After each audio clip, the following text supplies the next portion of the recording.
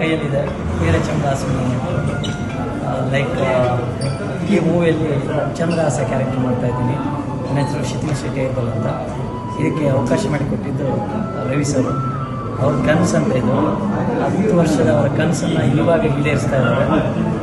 ಅದಕ್ಕೆ ನಾವು ಲಕ್ಕಿ, ನಮಗೊಂದು ಅವಕಾಶ ಸಿಕ್ಕಿದೆ ಇದರಲ್ಲಿ. ಫಸ್ಟ್ ಟೈಮ್ ಸಿಲ್ವರ್ ಸ್ಕ್ರೀನಲ್ಲಿ ಬೆಳ್ಳಿ ತೆರೆಯಲ್ಲಿ ಬರ್ತಾಯಿದ್ವಿ.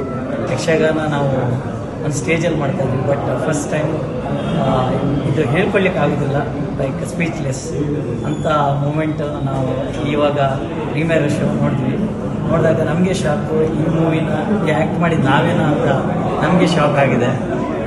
ಬಟ್ ನೀವೆಲ್ಲರೂ ಇದಕ್ಕೆ ಸಪೋರ್ಟ್ ಮಾಡಬೇಕು, ಫಿಲ್ಮ್ ಗೆಲ್ಲಿಸ್ಬೇಕು, ಪ್ಲಸ್ ಯಕ್ಷಗಾನ ಗೆಲ್ಲಿಸ್ಬೇಕು. Thank you. ನೀವು ಬೇರೆ ಯಾವ ಮೇಳದಲ್ಲಿ ಯಕ್ಷಗಾನ ಮಾಡ್ತಾ ಇದ್ರಿ ಸರ್? ನಾನು ಆ್ಯಕ್ಚುಲಿ ಬಂದುಬಿಟ್ಟು ನಾನು ಜಾಬಲ್ಲಿದ್ದೀನಿ, ಸಾಫ್ಟ್ವೇರ್ ಇಂಜಿನಿಯರ್.